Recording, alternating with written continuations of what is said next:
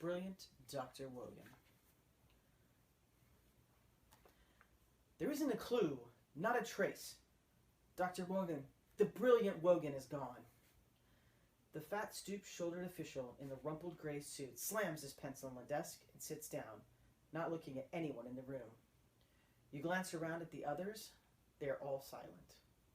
Then, without warning, you hear, "There is only one place you can find Diana Wogan and bring her back, if she's alive."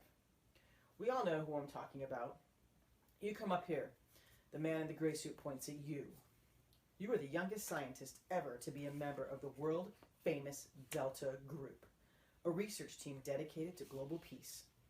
It's made up of people from both the small and the powerful countries. Dr. Wogan is the head of the group, and you are her right-hand assistant. The year is 2043, and rogue nations and terror groups have been threatening the use of nuclear weapons for more than 40 years.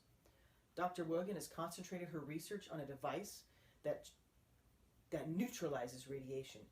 Just think, she has often said to you, "We can make nuclear weapons powerless if this device works." But Dr. Wogan, you replied recently, in the wrong hands, the radiation neutralizer could hold the world hostage. One group or country would be safe from attack, but the rest of the world wouldn't be. "I know," she said. "That's why I must hurry to finish the device and give it to the entire world so that everyone can have it." The day after that conversation, Dr. Wogan disappeared. She was probably kidnapped by someone or some group who wanted the plans for the device, but there's a chance that she's gone into hiding to work in safety. Now you sit in Delta Group Conference Room B in a research complex just south of London. You don't protest when the officials call you forward. They would never take no for an answer, and besides, as Dr. Wogan's assistant, you're probably most qualified to search for the genius. You rise slowly from your chair and walk towards the front of the room. You place yourself at attention in front of the man in the gray suit. "So," he says, "you know how important this job is. Without Diana Wogan, the world of the last 11 years, the hope of hundreds of millions of souls, and maybe even life as we know it on this planet, will be lost. L-O-S-T, forever. It's sad that we humans have gotten to a point where so much depends on one person, but we have to bring her back alive. Remember, there are so many foreign agents after her and her plans. You won't be alone in your search for Dr. Wogan." Turn to page 87. 87.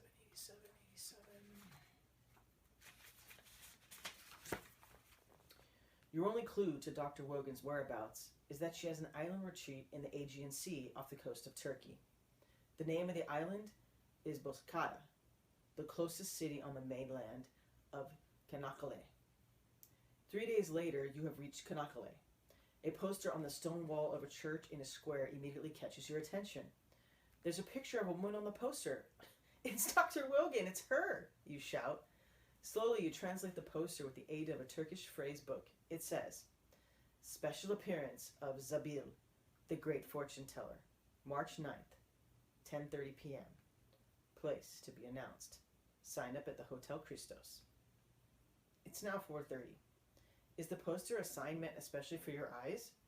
Is the sign from Dr. Wogan or from those who are against Dr. Wogan? Page 94. Right. As you stare at the poster, a faint wind carries the smell of rosemary and oregano sifts through the air. A middle-aged man slips on a cobblestone and bumps into you. "Pardon me," he murmurs, while slipping on a piece of paper into your hand. He moves off. The paper says, "Takes the next ferry to the island of Bozcaada. You will be contacted. Beware of the lighted steps. Dr. Wogan lives, but there is great danger." What now, you wonder? Should you trust this stranger? If you decide to stay for the meeting, turn to page 7. If you decide to go to Bozcaada, turn back to 5. Let's go to Bozcaada. 5.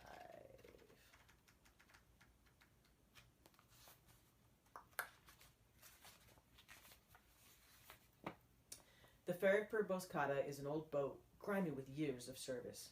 Barnacles and seaweed cling to its hull. It sloshes up and down in the gentle swell of the Aegean. One way or return? Asked the man selling tickets in surprisingly good English. Return, I hope, he replied. As you wish, he murmurs, handing you your ticket. The ferry does not depart for 2 hours. When at last it chugs away from Ganakale, you survey the other passengers. There are 6 of them. Turn to page 18. 18. The 6 passengers thread through the small cabin, each taking a seat near one of the windows. You have been traveling for several hours when one of them, a young woman dressed in a yellow rainslinger, motions to you with a nod of her head and a slight movement of her hand. She repeats the movement and looks aft, out towards the deck at the stern of the ferry. Then she gets up and leaves the cabin. You're about to rise and follow her when a man, middle-aged and well-dressed in a suit and a tweed overcoat, attracts your attention by dropping a pen. He bends to pick it up, and while raising, gently shakes his head, looks at the figure of the woman who is now out on the deck, and mouths the words, "No." If you decide to ignore the man's warning and go out on the deck to the woman, turn to page 21. If you decide to take the man's advice and not follow the woman, turn to page 92. We're going to follow the woman.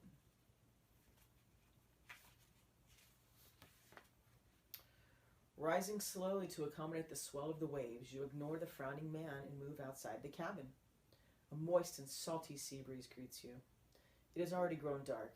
The woman sitting next to the rail doesn't look at you. You take a position next to her. Both of you stare into the plume of white foam streaming behind the ferry. Finally, she speaks. You are in great danger. I am your only friend on this boat. Beware of all the others. Stay close to me and speak to no one. Dr. Wogan awaits. She still doesn't look at you. You have no opportunity to read what is in her eyes, truth or lies. Who are the others, you ask? Your enemies. Yours and Dr. Wogan's and the world's. I can't say more. It is not important anyway. You remember the note. It said you'd be contacting, but did not say where or when. Is this woman your contact? Or is it the man who dropped the pen? Out of the corner of your eyes, you become aware of movement inside the cabin. 2 men are tiptoeing toward the door, leading to the aft deck. You start to warn the woman that the men are coming, but suddenly you notice the glint of light on a metal object in the woman's hand. Your heart is racing. Is the knife intended for the men? Or is it intended for you? If you jump ship and swim, turn to page 64. If you warn the woman that the men are coming, turn to page 22. Let's warn the woman. All right. They're coming for us, you whisper loudly. Let them come, she replies. The cold tone of her voice frightens you. The 2 men have reached the deck. They split up, one taking the port side and the other the starboard side, slowly moving in on the 2 of you. Okay, don't you move or you'll force me to do something we'll all regret, says the smaller one of the 2 men. He holds a blunt-nosed revolver. The other man fingers a gleaming stiletto. You back up, praying for a miracle. The woman laughs and points the shiny metal object at them.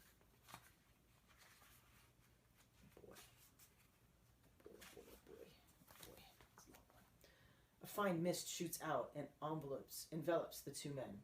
They are immediately turned into laughing, giggling, friendly people. The short one flings his revolver over the side of the ferry as though it were an unwanted and loathsome thing. The man with the knife drops it into the water. Now we both sit down on the deck and wait until dawn. Is that understood? The woman says to the 2 men. Yes, sure. Why not? They answer in almost unison. What now, you ask her. We wait until we dock. Then you either return to the mainland because, wisely, you fear for your life, or you throw in with us. We can't spend time with the faint-hearted. This is serious business, and personal safety and survival are of little importance.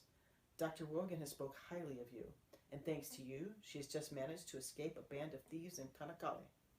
They were distracted by your arrival and wanted to follow you.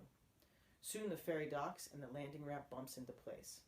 The 2 men are still under the effect of the gas. The woman looks at you, waiting for your decision. Let's go land and go get the doctor.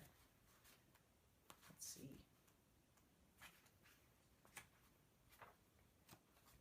Let's see, if we decide to stay aboard the ferry and return to the mainland and work out a plan, we go to 44. If we decide to land and go to the doctor, we go to 102. Let's go to 102 and go see Doc. Hopefully we we find the dock? 102. Boy. I'm game, let's go, you say to the woman. Once on the dock, you follow her, but within minutes you are surrounded by a group of workers in blue coveralls. They grab you, thrust you in the large wheelbarrow, cover you with burlap sacks, and hurriedly move off the deck. You hear a shout, a woman's voice. Then all is quiet. You choke on the gag in your mouth and struggle against crude handcuffs of twisted wire. As soon as you free your hands, you remove the gag. Just as you sat to break out of the burlap bag, you are grabbed roughly and lifted into a van or truck. If you fight and lose, your captors will retie your hands, but if you wait, who knows where they'll take you in the van.